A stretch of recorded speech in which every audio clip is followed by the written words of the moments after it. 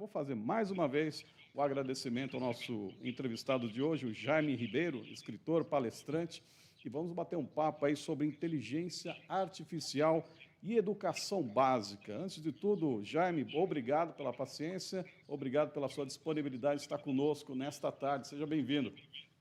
Obrigado, Marcelo. Boa tarde a todos os ouvintes. É uma alegria estar aqui, que bom que deu certo. Você vê como a tecnologia vai desafiando o tempo inteiro a gente. Não é só a inteligência artificial que nos desafia, não, né, Marcelo? Uma alegria estar aqui com vocês hoje. Isso é uma alegria bastante. Nossa, aqui também, viu? Agradeço. Você vê como é essa questão de tecnologia. Nós que trabalhamos com isso todos os dias, nós estamos sujeitos a intempéries, sujeitos a situações de última hora. E aí eu fico pensando, e na casa das crianças, e na educação, a tecnologia para milhões de jovens no país?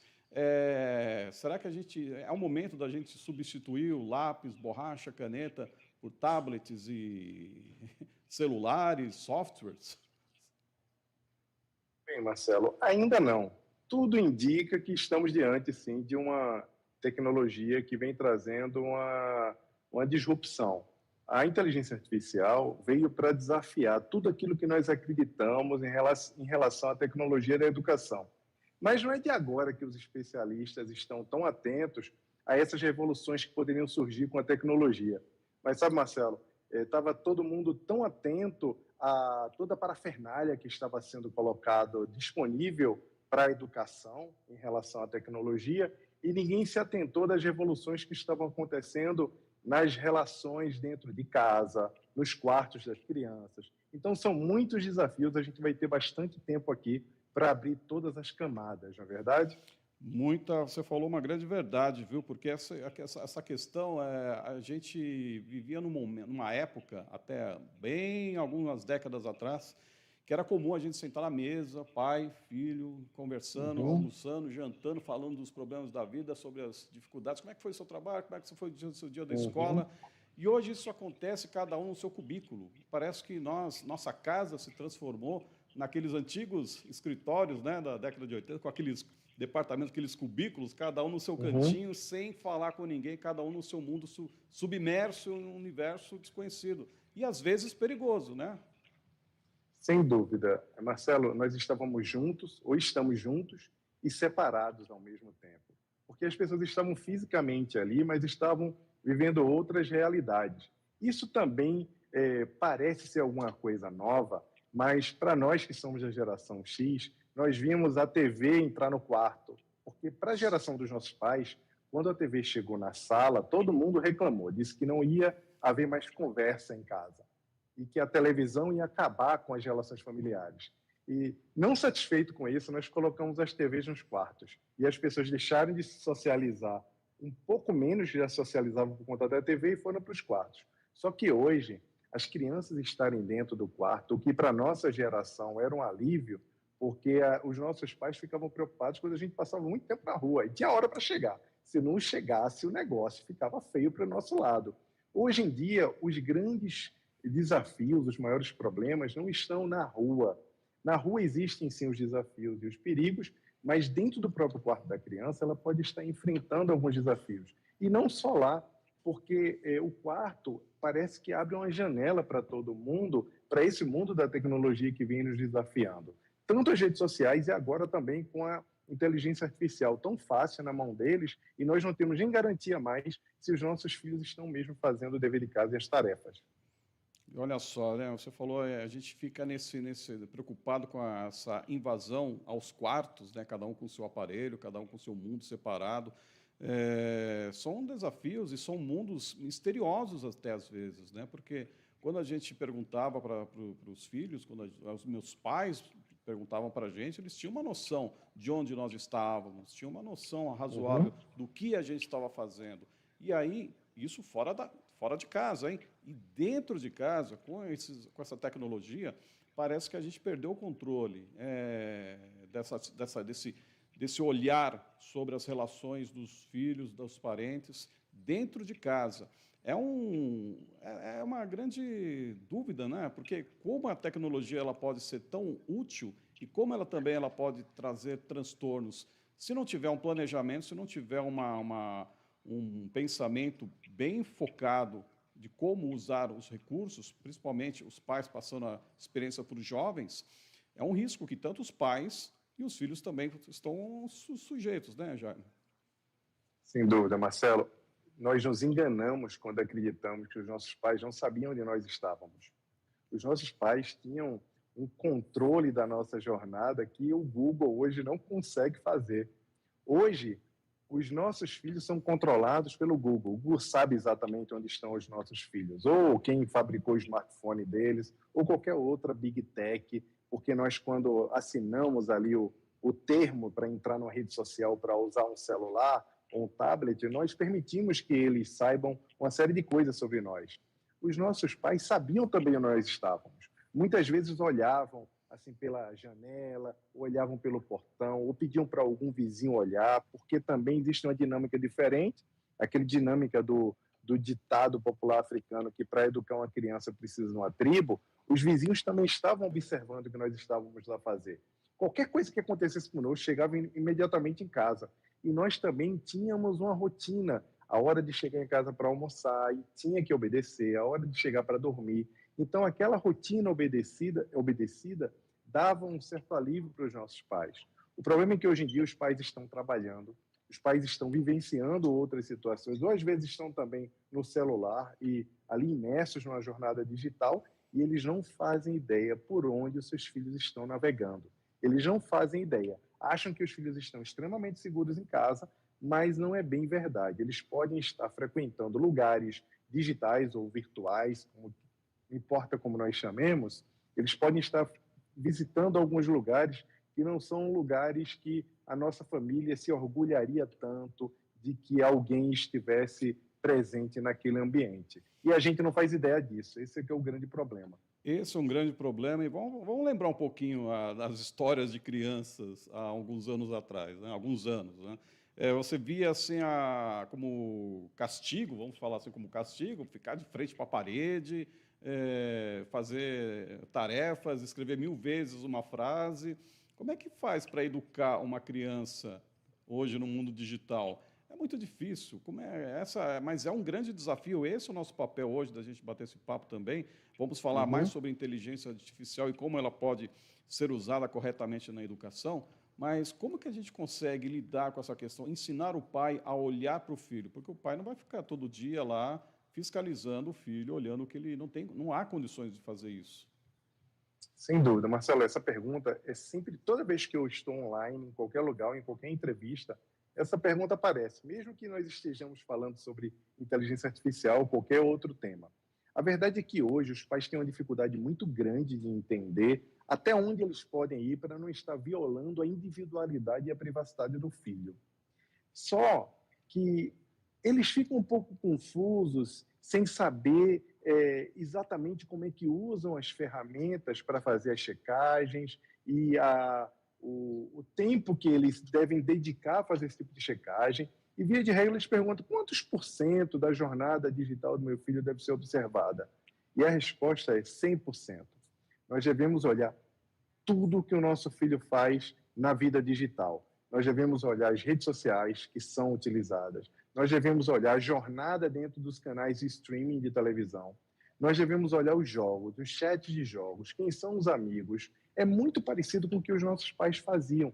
Os nossos pais, quando nós saímos e chegávamos um pouco tarde, cheirava a nossa mão, cheirava a nossa boca, pedia para trazer o amigo para casa para poder observar com quem nós estávamos andando. Só que é uma escala muito maior hoje em dia. Nessa escala que os amigos são múltiplos, pessoas que muitas vezes estão em outros países, pessoas que não são conhecidas e que não existe uma profundidade de intimidade, os pais devem observar 100% do tempo, porque os criminosos digitais, eles contam com a nossa revelia, eles contam que nós não estejamos observando. Então, a pergunta de o quanto eu devo observar e o como eu devo observar deve ser feita, a resposta deve ser intensamente. Nós não devemos dar o mínimo de espaço para que aconteça qualquer tipo de crime ou qualquer tipo de situação de risco para os nossos filhos. Ou seja, a questão é trabalhar na prevenção, né, pelo que eu entendo, porque a gente fazer uma rotina dessa, de pegar o aparelho do filho, digamos assim, uma família que tem 6 filhos, fico com dó desse pai ter que olhar 6 aparelhos celulares para saber o que cada um está fazendo da vida, né? Mas a questão é a prevenção, mesmo que seja de uma forma regular, dá para a pessoa, de repente, o pai, pensar em, olha, vou hoje umas 2 vezes, 3 vezes ao dia, não sei, para ele começar a ter essa cultura, criar essa rotina de ficar mais de olho na vida digital dos filhos, aos poucos ou dá para fazer de uma forma intensa? Bom, a primeira coisa é que isso tem um passo a passo. Eu recomendo, a mesma coisa que os estudiosos recomendam lá na Europa e nos Estados Unidos, é que a própria entrega de um objeto digital, ou de um celular, de um tablet, seja seguido de um protocolo. Por exemplo, eu estou te dando esse celular, você só pode usar esse aplicativo, você não pode transitar por site desse tipo, você não pode falar com estranhos, você não pode dar informações sobre a nossa família, você não pode fazer compras online. O que você pode fazer é isso, isso e isso. E a qualquer momento eu posso pegar o celular para fazer qualquer tipo de checagem. São os combinados. Tudo dentro de casa, isso é um princípio da disciplina positiva, se for combinado, funciona muito melhor. Então a criança também se compromete com aquilo. Ela sabe que os pais não gostariam que ela usasse aquele equipamento de alguma forma. A gente sabe hoje, Marcelo, que é mais raro ter famílias com 6 filhos, com tantos filhos assim. As famílias estão diminuindo, né? Na nossa época era mais difícil, mas hoje em dia as famílias estão diminuindo e fica um pouco mais fácil. Mas mesmo assim, as famílias diminuem, mas os contatos são diversos e as possibilidades. Então é muito difícil para o pai fazer essa checagem. É preciso sim fazer uma prevenção, mas acima de tudo é preciso se entender também que o acompanhamento e o alinhamento, a confiança, as coisas que são combinadas precisam estar claras, precisam estar na mesa. A gente não pode partir do pressuposto de que o nosso filho sabe o que vai usar e o que não vai usar. A gente precisa deixar alinhado isso com eles. Ou seja, uma parceria realmente entre pais e filhos, é aquela questão lá da educação parental, né? A educação dos parentes, dos pais em relação ao filho. E hoje, um dos grandes desafios que eu entendo, que eu queria ver a sua opinião, é sobre essa educação parental e justamente esse letramento, essa educação digital. É um momento que nós vivemos, essa é a tendência da questão da educação daqui para frente, ou que já estamos em andamento, Jaime? Sem dúvida. A educação parental hoje, inclusive como uma jornada oferecida pela própria escola, é importantíssima para trazer um novo tipo de engajamento da família com a escola, que é uma comunidade escolar. Hoje em dia tem sido muito difícil para os gestores escolares levarem os pais para as escolas, para conversarem sobre as questões gerais, não só a vida acadêmica dos filhos, mas passar também sobre as diretrizes pedagógicas, para conversar individualmente com cada pai sobre alguma questão que muitas vezes algum filho não está performando bem ou está com alguma coisa que precisa ser conversada, né? Às vezes de comportamento. Os pais não têm ido à escola. Então, a forma da escola engajar os pais para fazer com que eles se aproximem da comunidade escolar é oferecendo uma jornada de educação parental. A educação parental, que não é tão conhecida aqui no Brasil, está começando a ser conhecida agora, é importante porque ela traz elementos e traz temas que fazem com que os pais de agora consigam entender como vão viver ou educar uma geração que vive num mundo completamente imprevisível. É muito diferente como está acontecendo agora. Então, aí é onde entra também o processo de letramento digital, Marcelo. O letramento digital, que é ensinar a criança e também os pais a usar a internet com sabedoria, ou estar no mundo online com pensamento crítico e com sabedoria, é importantíssimo. E isso precisa ser feito pela escola, porque em casa, os recursos para se desenvolver esse tipo de trilha de aprendizagem é muito mais complexa. Então, é uma parceria escola-família para poder fazer isso acontecer. Agora, eu vou discutir um pouquinho. A gente vai entrar agora no repórter CBN, viu, Jaime? Suas notícias atualizadas lá da nossa rede lá em São Paulo.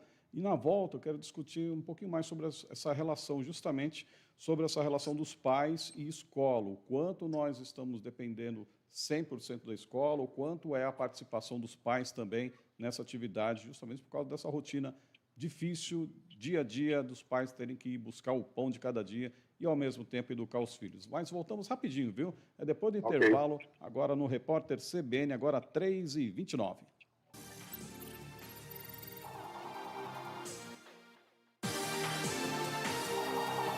Olá, estamos de volta com CBN na rede, ao vivo, pela rádio CBN São José dos Campos e Vale AM 750, também pelas nossas redes sociais. Obrigado você que participa com a gente, que acompanha a nossa programação. Seja muito bem-vindo, seja muito bem-vinda. Hoje nós estamos falando sobre tecnologia, sobre esse recurso aqui que pode dar tanto benefício para a gente, como pode também dar muita dor de cabeça se não for bem aplicado. Estamos falando sobre tecnologia, mas estamos falando, acima de tudo, sobre educação. E é por isso que nós estamos hoje com o nosso convidado, Jaime Ribeiro, escritor, palestrante, ele também que é CEO e cofundador da Educa, uma empresa assim voltada justamente para essa questão de envolvimento das questões educacionais no país. E eu queria ouvir de você, Jaime, no outro bloco. Obrigado por você ter aguardado o nosso repórter CBN com as nossas informações de São Paulo. E eu queria, deixamos assim no outro bloco uma informação, e eu queria discutir com você. Hoje, muitas escolas ainda são praticamente o principal local onde crianças têm o acesso à informação, acesso à educação. As pessoas, os pais acabam deixando simplesmente toda a educação por conta da escola pública, né?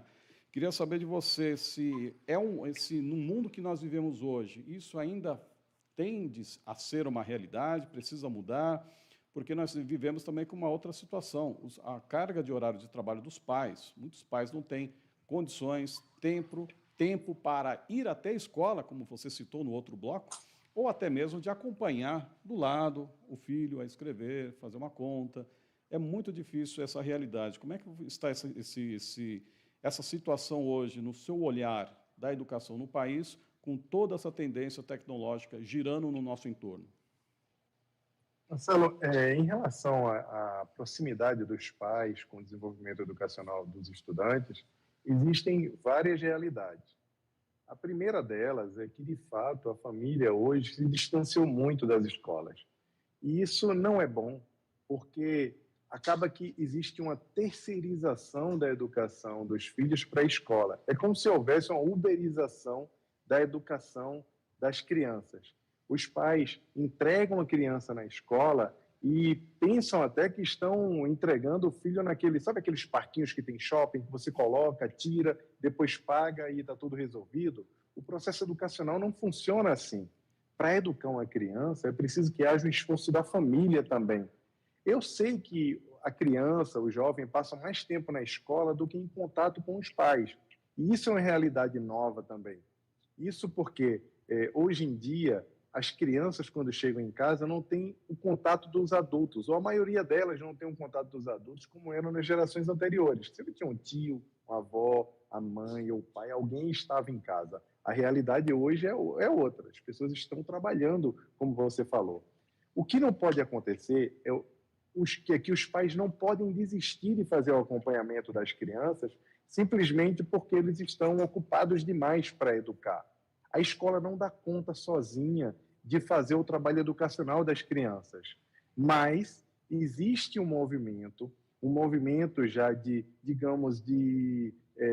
a escola cansou de esperar que a família também faça parte dela, porque a família, de fato, não tem conseguido tempo para realizar as suas atividades, e as escolas começam a se adaptar, levando outro tipo de jornada de educação para as crianças, que é o caso da educação socioemocional, que, na prática, deveria acontecer também dentro de casa e não acontece. Então, são camadas e realidades novas que precisam ser visitadas uma a uma. E depende também da classe social, do tipo de escola. A gente precisa trazer essas camadas aqui para a conversa. Uhum. É sempre cada vez mais importante ter essa conversa, né? Ter essa realidade dos pais, um entendimento dessa realidade dos pais. Porque o que acontece também é essa questão de insegurança. Hoje a gente passa muito mais tempo dentro de casa, muitas pessoas vivem em condomínios totalmente fechados, não se vê mais gente brincando, crianças brincando na rua, pessoas na rua até uma certa hora da tarde ou comecinho da noite, por causa do perigo, né? Da insegurança. Né? Isso também é um outro fator aí que gera um certo desconforto, estresse por parte dos pais, isso virando de uma forma cíclica, atingindo os filhos também? Sem dúvida, mas também é um engano do nosso tempo. Se a gente acredita que a violência urbana, que a violência na rua é mais perigosa do que o que pode estar acontecendo dentro de casa com abandono filial, a gente está enganado. Algumas crianças estão sofrendo um abandono familiar em vida. Sabe aquela coisa, o pai está ali, a mãe está ali, eles estão na mesma casa, mas as crianças estão abandonadas. Não tem acompanhamento em relação às tarefas, não existe conversa. Tem muito pai e mãe que diz assim, eu adoraria ter mais tempo para poder assistir a um filme com o meu filho, e às vezes assiste um filme e depois cada um vai para o seu canto, ninguém conversa sobre aquele conteúdo, que é mais importante o que acontece depois do filme ali numa sala de jantar, numa conversa sobre o conteúdo, do que assistir o filme propriamente dito. Você, quando conversa com o teu filho sobre o conteúdo que foi consumido, você consegue entender o que ele pensa, quais são os personagens que criaram conexão com ele, e a partir daí você sabe como educar o teu filho.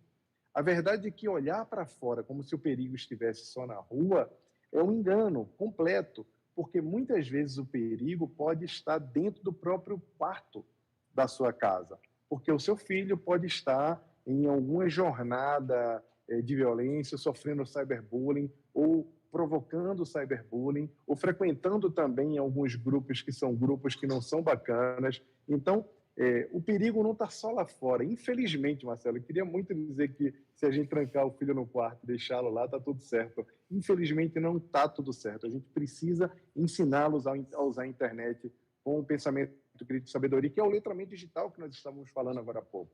Se nós não ensinarmos os nossos filhos a usar a internet com sabedoria, com pensamento crítico, com responsabilidade, eles correm um grande perigo de não se adequarem tão bem diante desse futuro imprevisível que a todo tempo está nos desafiando. E olha só como prosseguiu e como evoluiu essa nossa conversa, né? Nós citamos aqui essa questão das pessoas acharem que ficar na rua até mais tarde é perigoso, né? É uma provocação proposital, justamente por quê? Porque você trouxe uma realidade que muitos pais têm esse pensamento. Não, fecha a porta, entra todo mundo para dentro, ninguém sai para a rua agora, está tudo tranquilo. E não é bem assim. O perigo justamente pode estar aqui dentro desse aparelhinho. Nós já vimos outros casos aqui de pessoas, inclusive aqui, a nossa própria região, aqui na região do Vale do Paraíba, estado de São Paulo, nós já tivemos casos de jovens que foram presos, detidos, porque eles estavam influenciando pessoas a se mutilarem, outros jovens, com esse perigo, mostrando, ameaçando de divulgar fotos íntimas de jovens que inocentemente acabam participando de certos grupos assim secretos aí, o tal da Deep Web também, que é muito conhecido, né? São os riscos que esse é o nosso papel, e por isso essa nossa conversa para ensinar os pais, levar os pais esse conhecimento, que dentro de casa é, de repente, até mais perigoso do que fora, por conta dos acessos que a gente está sujeito, que os nossos filhos estão sujeitos. Mas tem outra questão também, né, Jaime, que eu queria ouvir sua opinião aqui. Hoje o papo também envolve a questão da inteligência artificial. Nós vemos perigos assim no mundo da tecnologia, o acesso das crianças. Mas essa inteligência artificial que causa tanto medo, até muitas pessoas perderem o seu emprego, risco de pessoas perderem emprego, na educação, como ela é vista? Qual o papel da inteligência artificial na educação? Ela quebra o papel do professor, ela tira aquele papel do aluno de criar, desenvolver, ou ela pode ser utilizada de uma forma correta, pode ajudar no desenvolvimento dos jovens? Bom, Marcelo, em todo o mundo, nós temos assistido e lido muito documento falando sobre o perigo que a inteligência artificial pode oferecer para as avaliações educacionais. Qual que é a grande questão? Hoje em dia, depois do lançamento do ChatGPT, que é uma ferramenta que hoje pertence à Microsoft, ficou-se muito evidente que era muito fácil simular ou fazer redações ou resolver problemas sem usar criatividade, sem usar o conhecimento. Bastava perguntar as coisas corretas à ferramenta de inteligência artificial e ela trazia tudo pronto. O que aconteceu em algumas universidades e em algumas escolas que usam a tecnologia dentro da sala de aula? As questões vinham para os alunos e eles resolviam rapidamente de uma forma perfeita. Tinha aluno entregando redação, assim, 10 em menos de minutos, tá? Em 30 segundos o ChatGPT faz, em minutos ele consegue entregar aquela redação. Qual que é a grande questão? Começou a se desafiar e se perguntar o quanto o uso da inteligência artificial ia colapsar o sistema de avaliações da educação. Como é que nós íamos confiar que um estudante, de posse no celular na mão ou de um computador, ele estaria resolvendo aquela questão?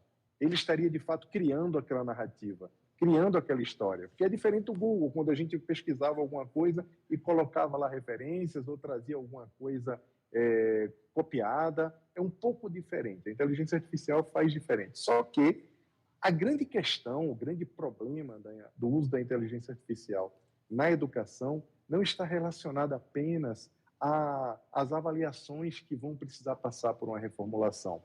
Está relacionado ao desenvolvimento do pensamento crítico, porque nós estamos diante de uma tecnologia, que é essa inteligência artificial, que vai mudar a forma como nós nos relacionamos com a internet ou com os objetos. Esse objeto aí que você está levantando o tempo todo, que é o celular, a gente vai mudar, porque com as redes sociais, o que existia? Existia uma guerra pela atenção. Hoje em dia, as grandes gigantes digitais, elas brigam para saber onde você passa mais tempo, onde você gasta mais o teu tempo para poder com isso vender anúncios, coletar os seus dados. Então elas brigam entre elas, ou seja, a grande guerra é para que você tenha a tua atenção retida.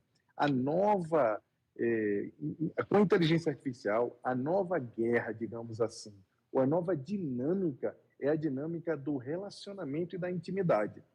Só para alongar um pouquinho aqui, Marcelo, se você me permite, eu vou dar um exemplo. Agora há pouco, no Instagram, eu recebi uma mensagem de uma seguidora falando, olha, eu tenho um filho de 1 ano, e o meu filho aprendeu a dizer primeiro Alexa do que a chamar o nome do avô, da avó e dos tios. Ou seja, uma criança de 1 ano que aprendeu primeiro a falar a palavra da sua inteligência artificial, que está ali no quarto, do que o nome dos pais, dos avós. O que isso quer dizer na prática? Quer dizer que essa criança, um bebê, ela vai desenvolver um nível de intimidade com a inteligência artificial ao longo dos anos que talvez seja maior do que a intimidade que ela vai desenvolver com avós, com tios e com outros adultos, porque ela vai conviver tanto com esse robô, com essas inteligências artificiais que vão estar próximas a ela, que vai criar um relacionamento. Qual que é o problema do relacionamento do ser humano com os robôs e com a inteligência artificial? É a gravidade que isso pode provocar no futuro quando essa intimidade se der de as crianças ou os jovens, no futuro os adultos, não se darem conta de que se transformaram súditos da inteligência artificial, súditos da tecnologia e não tenham mais nenhum tipo de pensamento crítico em relação àquilo que vai ser apresentado. E qual que é o problema? Nós vamos estar diante de uma sociedade que dá a bênção para uma inteligência artificial ou para a tecnologia como se eles fossem, como se fosse uma religião. E essa que é a grande questão, porque isso pode colapsar a sociedade, pode colapsar a democracia, pode colapsar o conhecimento, pode colapsar a produção de conteúdo, tudo pode ruir. Agora, você citou uma coisa que me veio à memória agora, que tem uma preocupação, me dá uma preocupação.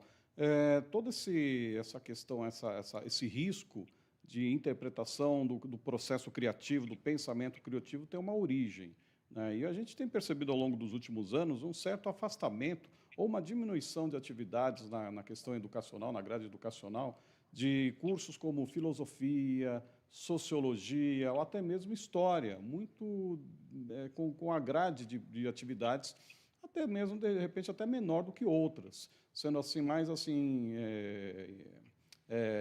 investido em questões mais técnicas, como cursos técnicos, como cursos para a indústria, sem desmerecer, mas claro que uma indústria é importante, mas a questão de temas tão assim que mexem com o pensamento criativo, como mexe com o olhar do próximo para o outro, como sociologia, filosofia, essa falta dessa diminuição dessa carga de atividades, justamente na base, a educação infantil, ela não é um start para você criar uma pessoa já mais dependente de outros recursos, como uma inteligência artificial, e ela deixar de ter esse pensamento crítico?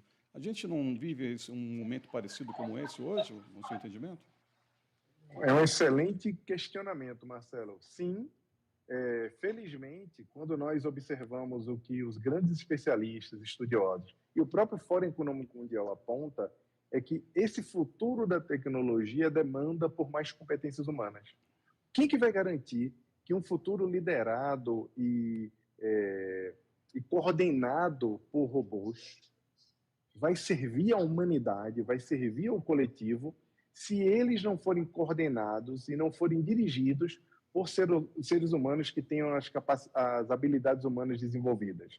Por exemplo, se você tem uma tecnologia que é programada e é feita por pessoas sem nenhuma empatia ou sem capacidade nenhuma de refletir sobre a sociedade, nós estaremos perdidos como raça humana. Óbvio que quando a gente subtrai sociologia, quando a gente subtrai história e filosofia da grade das escolas, a gente provoca